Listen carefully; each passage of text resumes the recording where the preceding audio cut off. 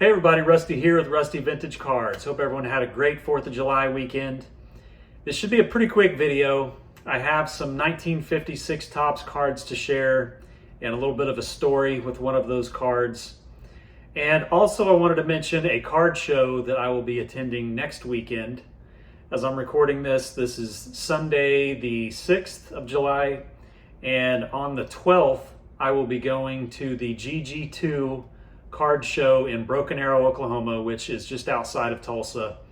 I'll be there Saturday morning with my son and nephews. So if you plan to attend, or if you'd like to make the drive, if you're not local, feel free to hit me up, and I'd love to meet up with you. I've been at this show the last 2 years. It's, I think, 175 tables. They always have a good mix of vintage, at least from what I've seen these last 2 years. And they also have Pokemon and basketball and football, and pretty good mix. But they have had some decent vintage both years that I've gone, so I'm looking forward to that, and looking forward to taking my son and nephews around and seeing what they could find. I know I have a nephew who is going to try to sell some Pokemon cards, so we'll see how that goes. I'll turn this camera around and let's look at some 1956 Topps cards. All right, before I show these cards, I'll explain a little bit about the inspiration behind why I'm doing this video. As I've mentioned on several of my other videos, I'm working on a run of Hall of Famer cards. This is one card of every Hall of Famer, or at least as many as I can get, and I want it to be playing days. And I try to vary up the sets quite a bit, as much as I can, to get a good representation of baseball cards and the history of baseball cards. So as I was making my list of cards that I wanted, several of those cards fell into the 1956 Topps set. And it wasn't intentional. I really wasn't sure why I was selecting several within that set, other than I just liked the cards. And really, whenever I saw these cards together, it just clicked, just how visually appealing this set is. So I just wanted to get these cards out and show you guys what these look like all together.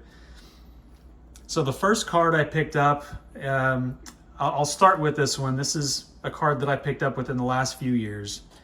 And this was my 1956 Topps Hank Aaron, white back. I'll show the back. There's the back. There's the front.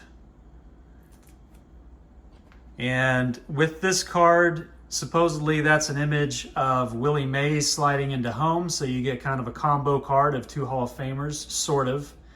It's, as far as 1956 Topps were concerned, I'm sure it was supposed to be Hank Aaron on both of those, but supposedly that's an image of Willie Mays sliding in. So I thought that was cool, and another little bonus reason of why I wanted to pick that card. Then we have, I'll show this up close first. We have Roberto Clemente, which is just a beautiful card. There's the back. And this one is a gray back.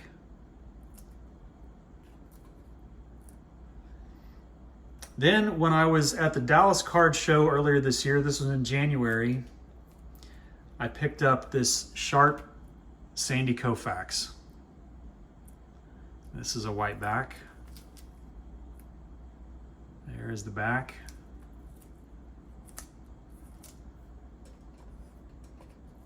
And those three together just, I think, look amazing. Then when I was at the Strongsville show in April, I picked up this Luis Aparicio. And there's the back. And let's look at, let's see, I believe that's a gray back.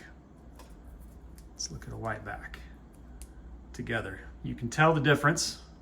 Obviously, one is lighter than the other.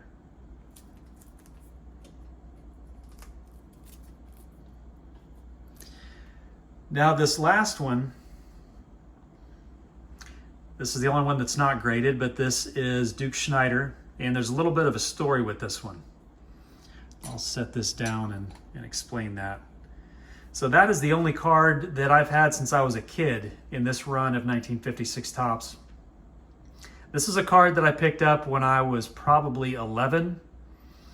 I went into a pawn shop with my mom, and I've asked her about this, and she thinks that she may have been trying to figure out what kind of card she was going to get me for my birthday that was coming up. She said that's probably the only reason why we would have been in that pawn shop at that time. But I had no idea why we were there, and they had a binder of 1956 Topps. So I'm flipping through that binder as a kid, and a lot of those cards were $5, and I saw this Duke Snider was $5. And I begged her to buy this card for me. I didn't have any money with me. Maybe I had some at home, I don't know, but I'm guessing I didn't, because I was begging her to buy it for me, and she wouldn't buy it for me.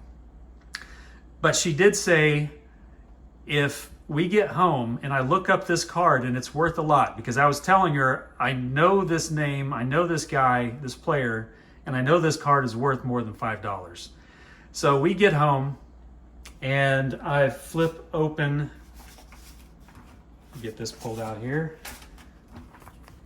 a Beckett, not unlike this one. It's gonna be hard to fit the whole thing in the shot, but I flip open to 1956 Topps, and it showed $135.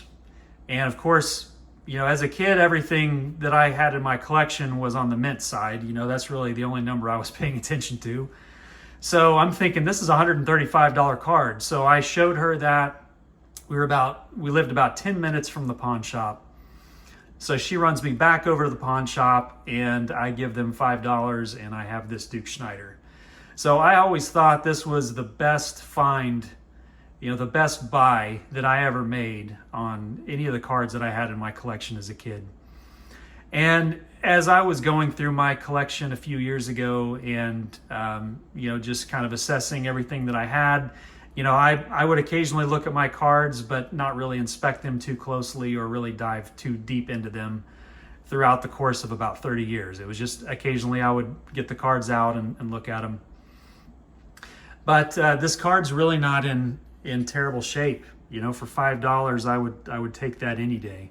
What I didn't see as a kid, or at least what I didn't remember, you can see pencil marks through all of the stats. So this thing has marks all over it, but really doesn't distract too much. You know, a little bit of aging and staining on the back. But a card that I obviously could never get rid of. Just a special card in my collection with this 1956 Topps Duke Snider. But there are the 5 cards. Move this one up so you can see the back row a little bit better. But just the word that comes to mind for the 56 Topps set is just stunning. You know, the portrait shot they have, and then the action shot behind it. They varied up the backgrounds. You can see what's behind Roberto Clemente is nothing like what's behind Hank Aaron or Sandy Koufax or Luis Aparicio. They're just, they just really got creative with this set and just did an awesome job visually and artistically. So that's what I have for you guys on this episode. 1956 Topps is a set that I really didn't realize how much I liked it. I've always liked it, but it really wasn't anything that stood out to me much more than a lot of the other 50 sets. But looking at this now, it's a special set. So thank you guys for watching. As always, always appreciate the comments, and I will see you guys in the next one.